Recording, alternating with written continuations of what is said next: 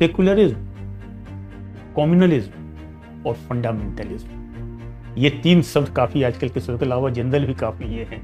ये तीनों क्या है, इन तीनों में फर्क भी बताइए मुझे। विदेश में जाकर के बड़े बड़े नाम सीईओ बन जाते हैं, डॉक्टर इंजीनियर बनते हैं, उससे भारत को क्या फायदा हो? मधुबनी पेंटिंग बड़ी फेमस है, क्या उसमें खास होता है? मधुबनी पेंटिंग की खासियत क्या है?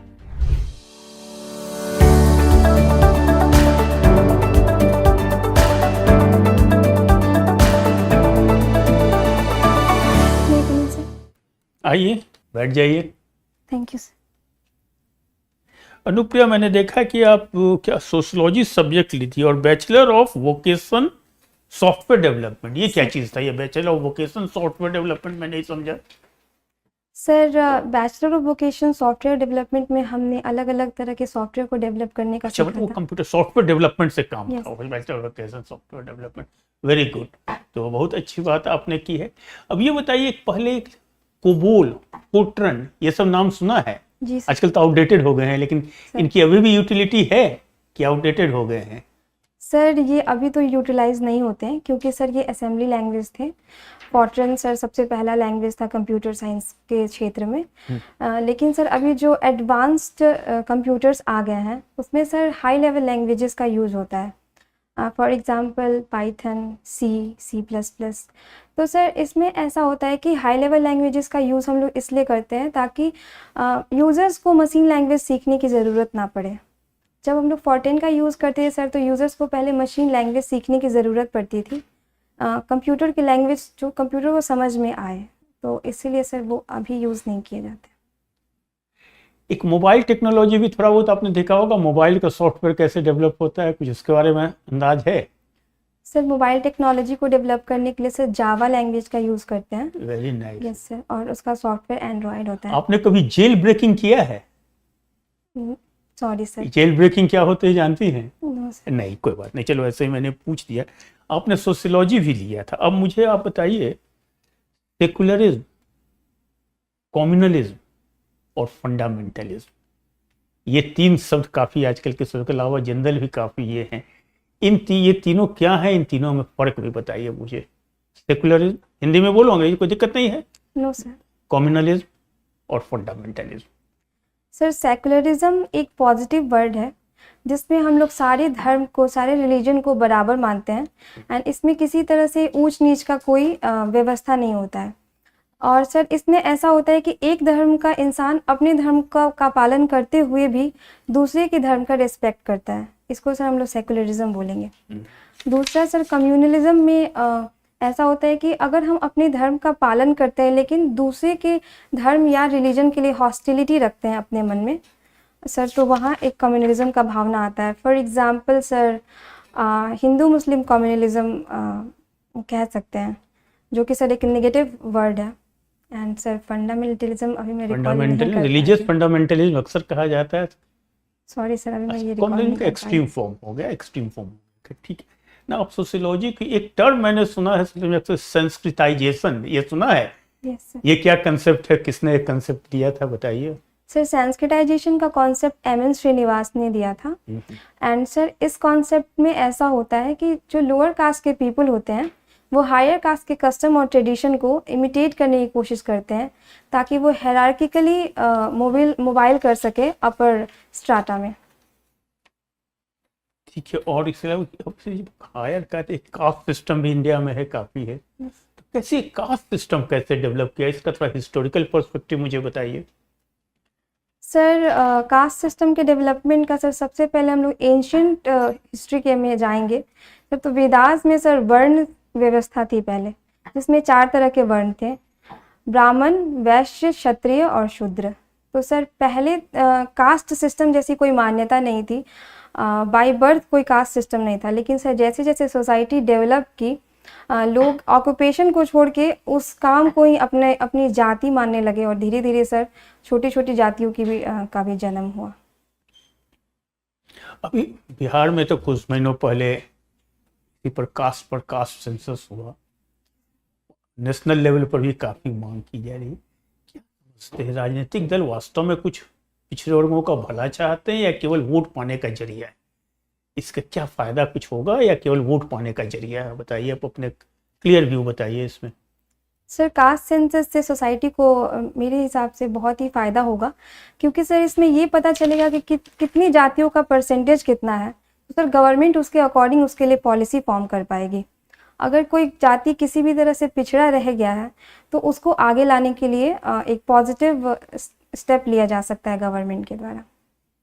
तो आप इसकी बात कर रहे हैं, चलिए ठीक। आप बिहार एजुकेशन सर्विस चाहती हैं, आना चाहती हैं, सर बिहार की शिक्षा व्यवस्था में क्या कमी रह गई है? आप भी बिहार की होकर बाहर ही पढ़ी, अपना आप कहाँ की रहने वाली हैं? सारण की। बिहार के काफ़ी स्टूडेंट सब बाहर ही, बल्कि स्कूल लेवल से ही बाहर जाने शुरू करते हैं, तो कहाँ पर चूक हो गई है हम लोग से बिहार में? सर सबसे पहला प्रॉब्लम है सर टीचर और स्टूडेंट के रेशियो का। सर मैं ज़्यादा से ज़्यादा टीचर को रिक्रूट करने की का स्टेप लेना चाहूँगी, सो दैट सर एक स्किल्ड टीचर आए ताकि स्टूडेंट्स को बाहर जाने की ज़रूरत ना पड़े।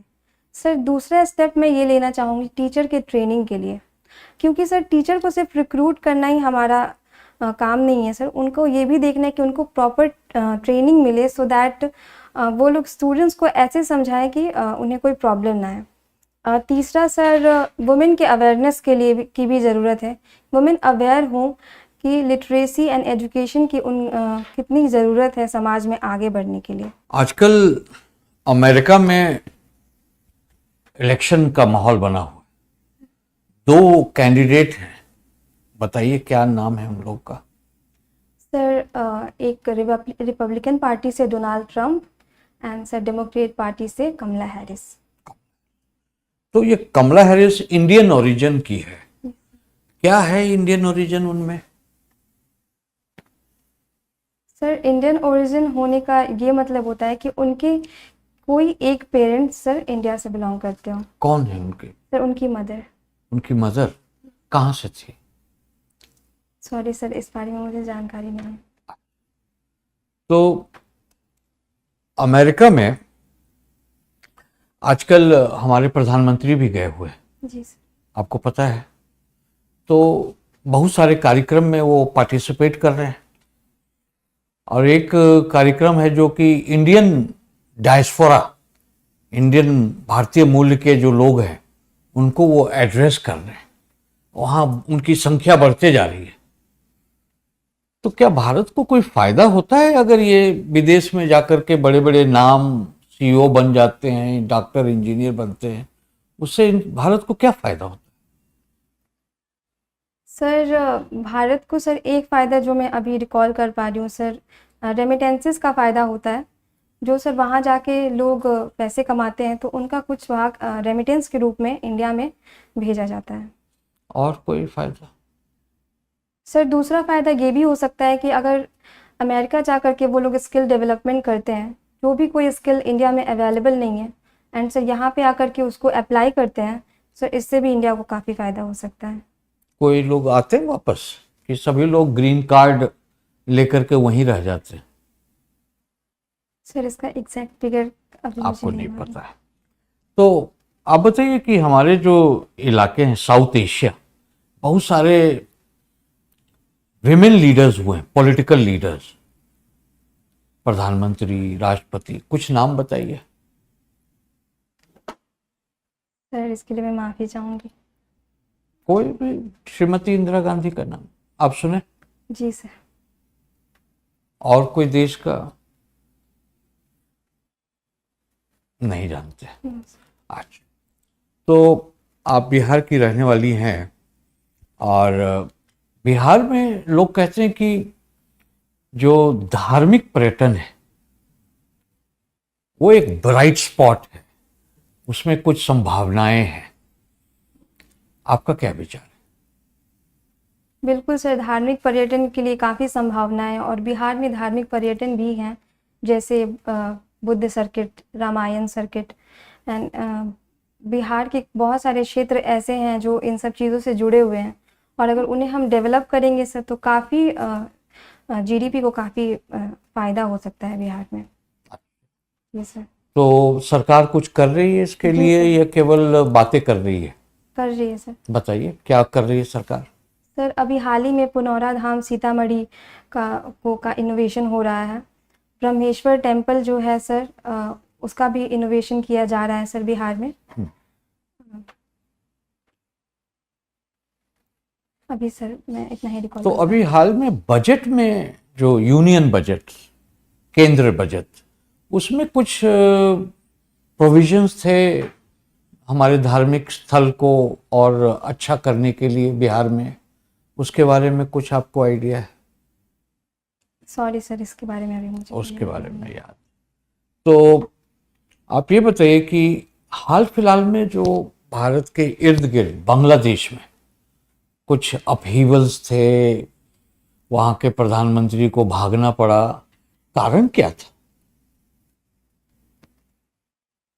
सर वहाँ के सांसद के बीच में कुछ कॉन्फ्लिक्ट हुआ था, जिसकी वजह से सर उनकी सरकार गिरने का कारण था। किसके बीच में? सर वहाँ के सर पार्लियामेंट में कुछ कॉन्फ्लिक्ट होने की वजह से। क्या कारण क्या था? सर एग्जैक्ट रीजन अभी मैं रिकॉल नहीं कर पा रही। ठीक है, धन्यवाद। ओके अनुप्रिया,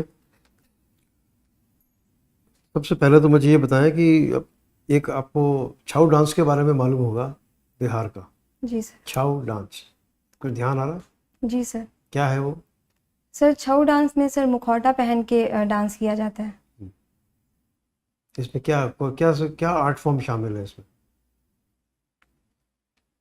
सर मुखौटा पहन के अलग अलग तरह के एक्सप्रेशंस दिए जाते हैं सर।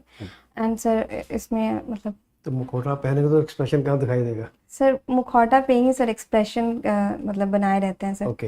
एंड उसके बेसिस पे सर स्टोरी फॉर्म करके ये डांस किया जाता है। मार्शल का भी इसमें थोड़ा सा है,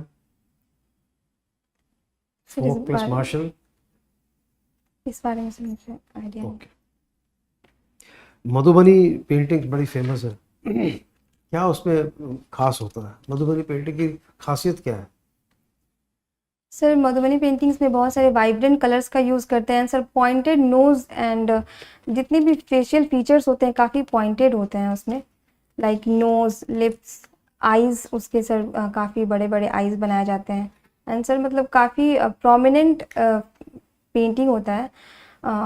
एंड सर अलग अलग पैटर्न्स का भी यूज़ करते हैं हम लोग उसमें। ओके। नालंदा यूनिवर्सिटी बिहार का बड़ा फेमस रहा, रूइंस हो गए, अभी की क्या स्टेटस है? सर नालंदा यूनिवर्सिटी को फिर से स्टार्ट करने के लिए बिहार गवर्नमेंट ने मंजूरी दी है सर। तो क्या है इसमें, हाई पॉइंट क्या है?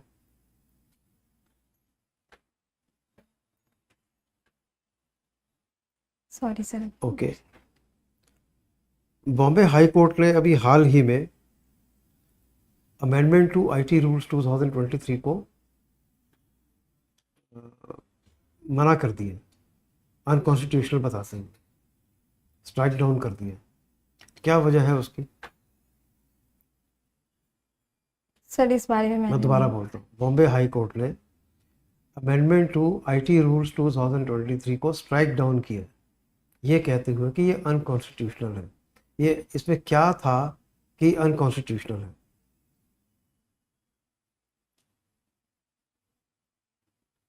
सर इस बारे में मैंने नहीं अच्छा, पढ़ा। Okay okay.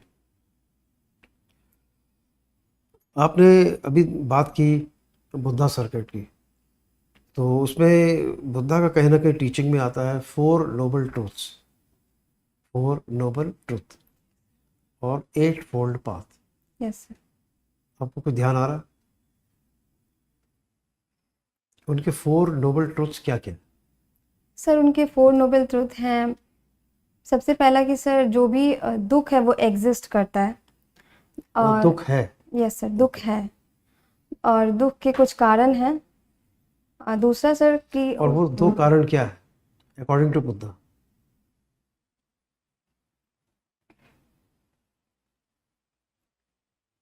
सर सर मैं गेस करके बता सकती हूँ, मुझे Okay. एग्जैक्ट अभी ध्यान नहीं है।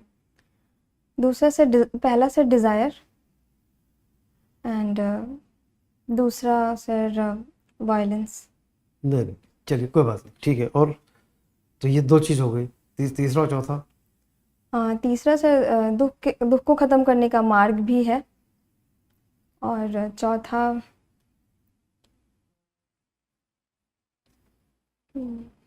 वो मार्ग ही 8 फोल्ड पाथ है। Yes sir. दुख है, दुख का एक कारण है, उस कारण का एक निवारण है, और निवारण क्या है? 8 फोल्ड पाथ। फुल बात। चलिए 8 फोल्ड पाथ में अभी नहीं चलते, बाद में देखते हैं। ओके, अभी मणिपुर में जो पिछले साल से हिंसा चल रही है, जून में इन्होंने एक यूनिफाइड कमांड का गठन किया था। यूनिफाइड कमांड वो क्या है, उसको कौन लीड कर रहे हैं, और उसमें क्या चीफ मिनिस्टर का क्या कहना है? सर यूनिफाइड कमांड के बारे में अभी मुझे कोई जानकारी नहीं है। ओके, तिरुपति लड्डू बड़ा न्यूज़ में आ रहा है, ये क्या क्या वजह है, क्या इशू बन गया है ये? सर तिरुपति लड्डू में सर ऐसा इशू है, कहा जा रहा है कि उसमें एनिमल फैट का यूज़ किया गया है, फिश ऑयल का यूज़ किया गया है लड्डू को बनाने के लिए सर। एंड सर ये रिलीजियसली गलत माना जाता है। भगवान के भोग में कभी भी एनिमल फैट का यूज़ नहीं किया जाता है। इसमें जो आप बता रहे हैं कि फ़िश ऑयल यूज़ किया जाता है, तो उनकी जो अपोजिट पार्टी है वो तो ये कहते हैं कि साहब फ़िश ऑयल तो बल्कि महंगा होता है घी से भी, हम फ़िश ऑयल क्यों यूज़ करेंगे? उनका लॉजिक ये है। और दूसरा, फ़िश ऑयल एक ऐसी चीज़ है जिसका स्मेल को आप हमेशा ही महसूस कर सकते हैं, तो उनका ये तो कंटेंशन ये है। सर इन्वेस्टिगेशन तो अभी चल रही है, कोई चीज़ को का पुख्ता सबूत नहीं मिला है सर। तो जैसे जैसे इन्वेस्टिगेशन आगे बढ़ेगा सर ये सारी इसके बातें लिए भी क्या clear किया हो गया? जाएंगी। चीफ मिनिस्टर साहब ने क्या किया? सर इसके लिए सर इन्वेस्टिगेशन पैनल बैठाया गया है देखने के लिए कि क्या ये जो भी इल्ज़ाम लगाए जा रहे हैं वो सही है या नहीं। Okay, thank you so much.